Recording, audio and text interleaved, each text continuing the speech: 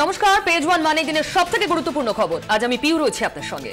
আর pure সঙ্গে রয়েছে আমি কুনাল। এবং পিউ, আমরা যে খবরে প্রথমে চোখ রাখবো, যে মুখ্যমন্ত্রীর এই কড়া বার্তার পরও একের পর এক অমানবিকতার ঘটনা কিন্তু সামনে আসছে, এবং হেডলাইনের আগে আমরা দেখালাম তার কয়েক ঝলক একেবারে। এবং এই মুহূর্তে যে খবর আপনাদের দেখাবো, যে অমানবিকতার চূড়ান্ত নজির আরো একবার সামনে আসছে। অসুস্থ মেয়েকে সারিয়ে তুলতে বর্ধমানের পিজি নার্সিংহোমে গিয়েছিলেন তপন লেট, কিন্তু খরচের ধাক্কা সামাল দিতে না পেরে নিজেই আত্মঘাতী হলেন।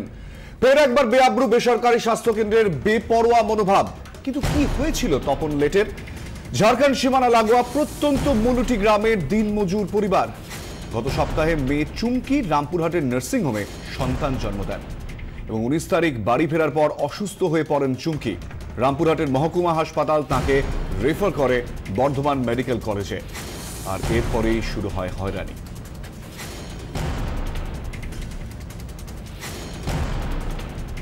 এরপরে নার্সিংহোম আর অ্যাম্বুলেন্সের অসাধু চক্রে পড়ে যায় লেট পরিবার।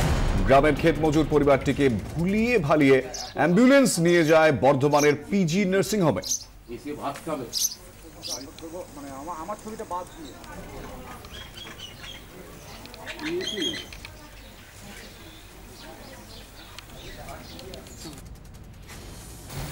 রামপুরহাট থেকে যে অ্যাম্বুলেন্সটা করেছিল, সেই অ্যাম্বুলেন্সওয়ালা এবার মেডিকেল কলেজে না নিয়ে গিয়ে ও সরাসরি একটা নার্সিংহোমে, বর্ধমানে একটা বালিঘাটে পিজি নার্সিংহোমে নিয়ে গিয়ে ভর্তি করে, বলে যে এখানে খুব ভালো নার্সিংহোম, এখানে হলে পরে আপনার মেয়ে সুস্থ হয়ে যাবে। নার্সিংহোমে ঢুকতেই খরচের পাহাড়, বিল হয়ে যায় প্রায় 40,000 টাকা। তপন লেট ক্ষেত মজুর, কোথায় পাবেন এত টাকা? এদিকে টাকা না দিলে মেয়েকে ছাড়বে না হাসপাতাল। দুশ্চিন্তার বোঝা মাথায় নিয়ে গ্রামে ফিরে যান তপন লেট।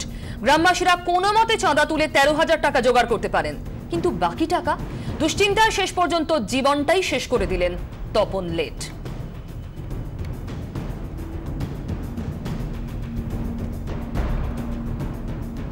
অস্বাভাবিক বিল হওয়ার জন্য ও একটা টেনশনে ভুগছিল। এবার বাড়িতে এসে ওই টেনশনে দেখেছে যে অত পয়সা করি আমি কোথা থেকে কি ব্যবস্থা করব। ওর মৃত্যুর একটাই কারণ হচ্ছে যে ওই বর্ধমান নার্সিংহোমের বিলের জন্যই ও সুইসাইড করে ফেলে।